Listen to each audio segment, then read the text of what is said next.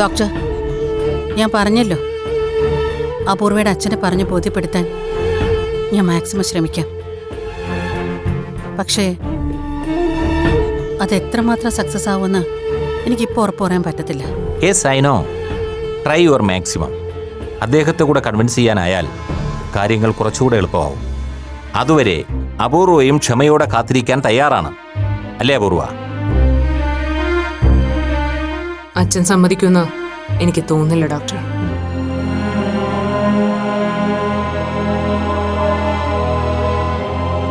അമ്മയൊന്ന് ശ്രമിച്ചു നോക്കട്ടെ. ഇത്ര വിശ്വാസത്തോടെ പറയുമ്പോൾ അപൂർവ അതിനെ മുഖവിലേക്കെടുക്കണം. ഞാൻ പറഞ്ഞല്ലോ, സർജറി പൂർണ്ണതോതിൽ പൂർത്തിയാവാൻ ഒരു 2 വർഷത്തോളം സമയമെടുക്കും. ആ ടൈമിനുള്ളിൽ ശാരീരികവും മാനസികവുമായ പല ബുദ്ധിമുട്ടുകളിലൂടെയും നമുക്ക് കടന്നു പോകേണ്ടി വരും. ആ സമയത്ത് സ്വന്തം പാരൻസിൻ്റെ സപ്പോർട്ടും കെയറും നമുക്കുണ്ടാകുന്നത് വളരെ നല്ല കാര്യമാണ്. അതുകൊണ്ട് മിസ്റ്റർ വിജയ് പണിക്കരുടെ സമ്മതത്തിന് വേണ്ടി കുറച്ച് വെയിറ്റ് ചെയ്യുന്നത് കൊണ്ട് ദോഷമൊന്നും വരാനില്ല. ഇതാ, ഈ സർജറിയെക്കുറിച്ചുള്ള ഒരു ജനറൽ ബ്രീഫിംഗ് ആണ്. പേഷ്യൻറ്റിനൊപ്പമുള്ളവർക്ക് ഒരു അവയർനെസ്സിന് വേണ്ടിയുള്ളതാണ്. പിന്നെ ഇതാ, ഇതെൻ്റെ കാർഡാണ്. എന്തെങ്കിലും സംശയം ഉണ്ടെങ്കിൽ വിളിച്ചോളൂ. ശരി ഡോക്ടർ. അപ്പോൾ മിസ്സിസ് ഗീതയുടെ എഫർട്ടിന് ഒരു നല്ല റിസൾട്ട് ഉണ്ടാവട്ടെ എന്ന് ആശംസിക്കുന്നു. Thank you doctor. Okay Apoorva, all the best. Thank you doctor.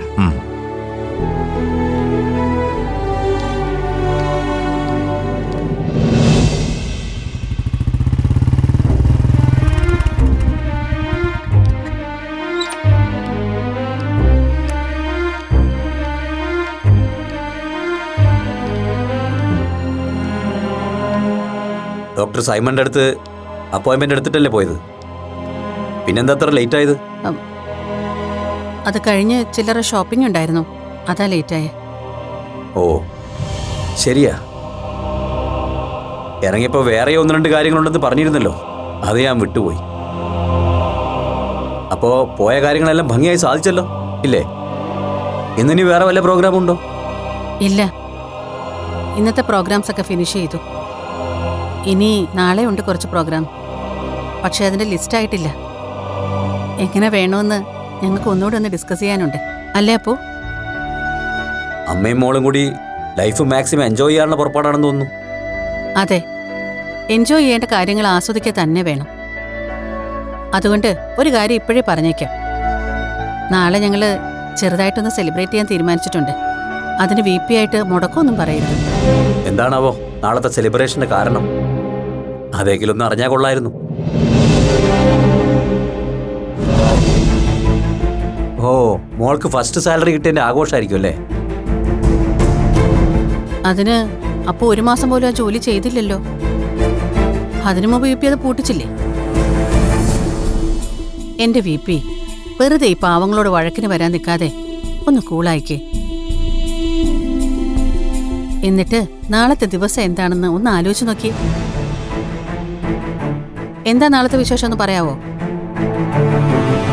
എന്താ നാളെ ഇത്ര പ്രത്യേകത? ആ, അതൊക്കെയുണ്ട്. നാളെ ഒരു മഹാൻ ജനിച്ച ദിവസാ.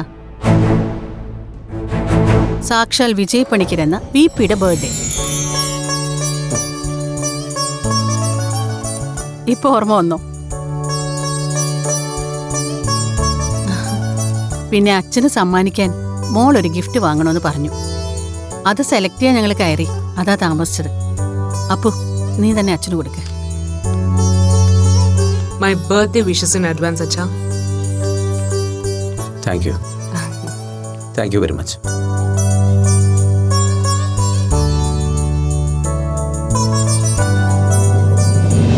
ഇതവള് സുമൻ സ്ഥലത്തുനിന്നാണോ അതോ താൻ നിർബന്ധിച്ചിട്ടാണോ? എന്താ VP ഇത്? ഇപ്പൊ എല്ലാത്തിനും സംശയമാണല്ലോ VPക്ക്. ഇന്നലെ അവളോട് സംസാരിച്ച കൂട്ടത്തില് VPയുടെ ബർത്ത്ഡേ ഇന്നാണെന്ന് ഞാൻ പറഞ്ഞിരുന്നു. അപ്പൊ അച്ഛനെന്തെങ്കിലും ഗിഫ്റ്റ് ചെയ്യണമെന്നുള്ളത് അവളുടെ ഐഡിയ ആയിരുന്നു. ഇത് മാത്രമല്ല, നാളെ ഈവനിങ്ങിന് കട്ട് ചെയ്യാനുള്ള കേക്കും ഓർഡർ ചെയ്ത് കഴിഞ്ഞോ അവള്? ഡോക്ടറെ കണ്ടിട്ട് വേറെ 1-2 കാര്യങ്ങളുണ്ടെന്ന് പറഞ്ഞത് എന്തിനാണെന്ന് ഇപ്പൊ മനസ്സിലായോ? ഇതൊരു സർപ്രൈസ് ആയിരിക്കണമെന്നത് അപ്പന് നിർബന്ധം ഉണ്ടായിരുന്നു. അതുകൊണ്ടാ പോയപ്പോ ഒന്നും പറയാതിരുന്നേ. I am sorry Geetha. Sorry എന്നോട് പറയണ്ട, അപ്പൂനോട് സൗകര്യം പോലെ പറഞ്ഞാൽ മതി.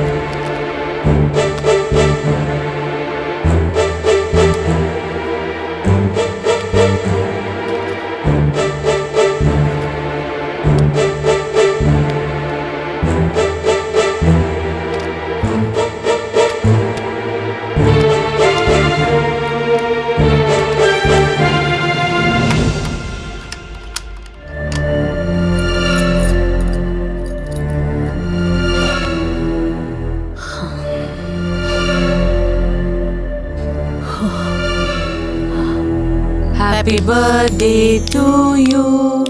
Happy birthday to you. Happy birthday, dear VP. Happy birthday to. Happy birthday, Chow.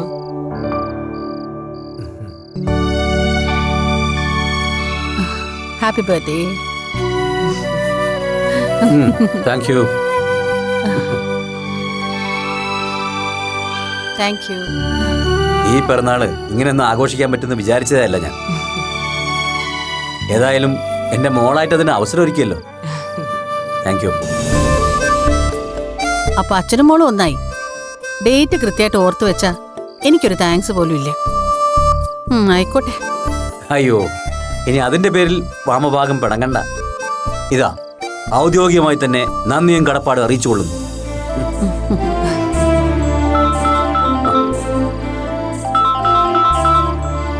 ആ ടിഷ്യൂ എടുത്ത്. ബാംഗ്ലൂരിൽ നിന്ന് ഗൗതമ വിളിക്കുന്നത്. ഞാൻ പറഞ്ഞിട്ടില്ലേ പണ്ട് കോഴിക്കോടുള്ളൊരു ഫ്രണ്ട് ഗൗതമനെ കുറിച്ച്? അവനാ വിളിക്കുന്നത്. ആ ഹലോ ഗൗതം, എന്താടോ പതിവില്ലാത്തൊരു വിളി? ഓ താങ്ക് യു താങ്ക് യു. അത് ഞാൻ മറന്നു. എല്ലാ വർഷവും ഈ ദിവസം തൻ്റെ ഈ കോള് പതിവുള്ളതാണല്ലോ.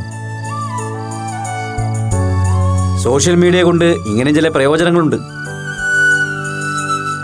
ഇല്ല ബുദ്ധിമുട്ടില്ല, താൻ പറഞ്ഞോ. എന്തൊക്കെയുണ്ട് വിശേഷങ്ങള്? ആഹാ, വിവേക് എത്തിയോ? ഗുഡ്. അപ്പൊ അച്ഛനും മോനും എന്നാ കാലിക്കറ്റിലേക്ക്? പിന്നെന്താ, ഉറപ്പായിട്ടും കാണാല്ലോ ഗൗതം. നേരാണോ? വിവേക് സീരിയസ് ആയിട്ട് ചോദിച്ചാണോ? ഉവ്വ്, അതെനിക്ക് ഓർമ്മയുണ്ട്. അവിടെ ഇപ്പൊ ഫൈനൽ ഇയറാ. നിലവിൽ അങ്ങനെ ആലോചനയൊന്നും വന്നിട്ടില്ല. എന്നാലും നല്ല പ്രപ്പോസൽ വല്ലതും വന്നാൽ നോക്കാന്നുണ്ട്. അതൊക്കെ നമുക്ക് ആലോചിക്കാം. താനും മോനും ആദ്യം നാട്ടിലൊന്ന് ലാൻഡ് ചെയ്യും, എന്നിട്ട് നമുക്ക് നേരിൽ സംസാരിക്കാം. അടുത്ത ആഴ്ചയോ? പിന്നെന്താ, ഞാനിവിടെ തന്നെ ഉണ്ടാവും. Okay, thank you Gautam.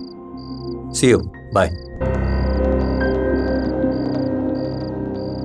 Birthday ആയിട്ട് ഇന്ന് മുഴുവൻ സർപ്രൈസ് ആണല്ലോ ഗീത. ഞാൻ വിചാരിച്ചത് ഗൗതം ഒരു യൂഷ്വൽ ബർത്ത്ഡേ വിഷ് പറയാൻ വേണ്ടി വിളിച്ചാന്നാ. പക്ഷേ യഥാർത്ഥത്തിൽ വേറൊരു കാര്യം പറയാനാണ് വിളിച്ചത്. നമ്മുടെ അപ്പൂട്ടിക്കൊരു പ്രപ്പോസല്.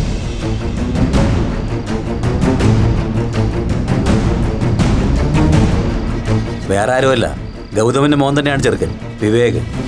ആള് കാനഡയിലാ, ഓങ്കോളജി സ്പെഷ്യലിസ്റ്റാണ്.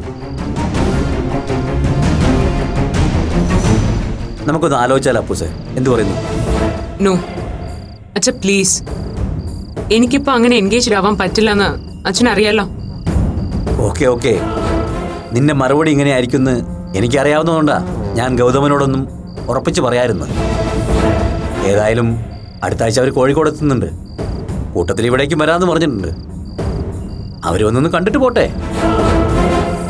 പയ്യൻ FB-യിൽ ഫോട്ടോസൊക്കെ കണ്ടപ്പോൾ നിന്നെ നേരിലൊന്ന് കാണണമെന്ന് ആഗ്രഹം. ഛേ, നീ പിണങ്ങണ്ട. ഇതൊരു പ്രപ്പോസലായിട്ട് കാണണ്ട, ഒരു ഫ്രണ്ട്ലി വിസിറ്റ് അങ്ങനെ കണ്ടാൽ മതി. എനിക്ക് ഗൗതമനോട് നോ പറയാൻ പറ്റാത്തതുകൊണ്ടല്ലേ.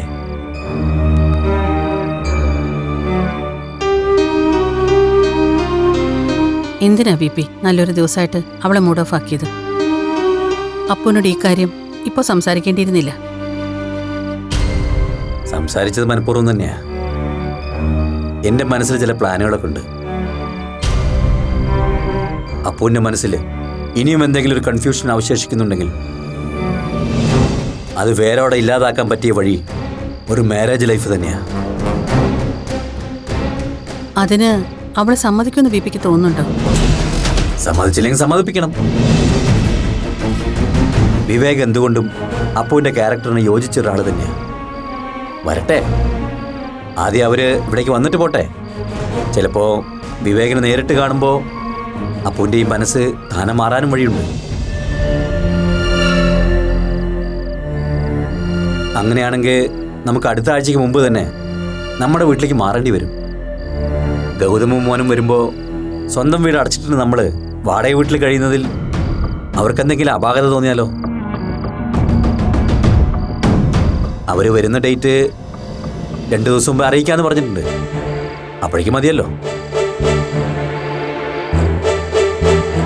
ഇതൊക്കെ എടുത്ത് വയ്ക്ക്.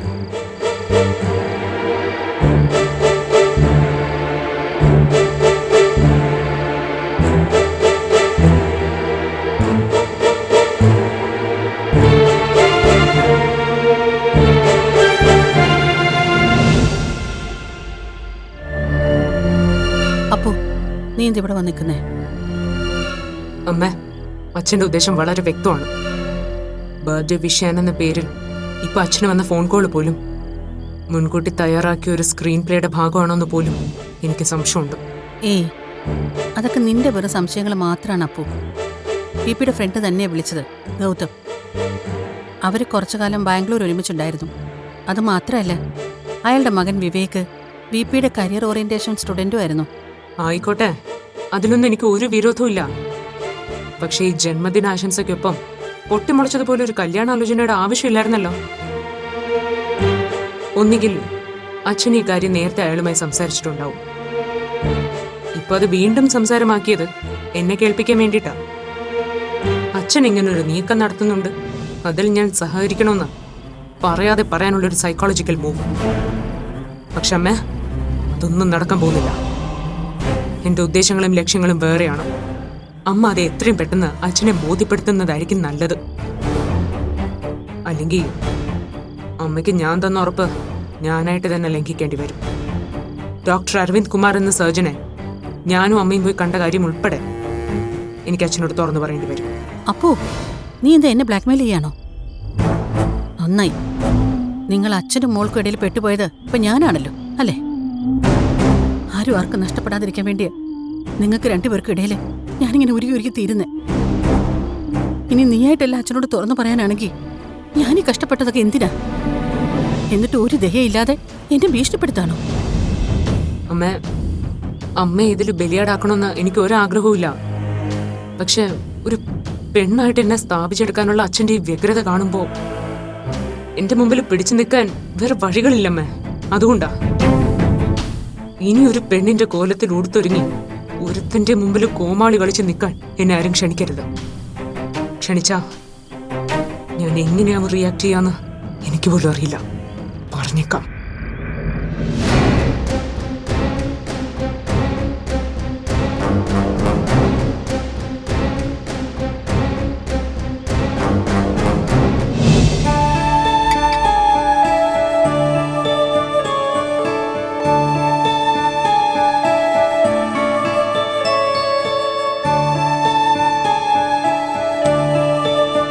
സത്യം പറഞ്ഞ മാളൂന് ഇത്രയും പെട്ടെന്നൊരു ചേഞ്ച് ഞാൻ പ്രതീക്ഷിച്ചതേയില്ല.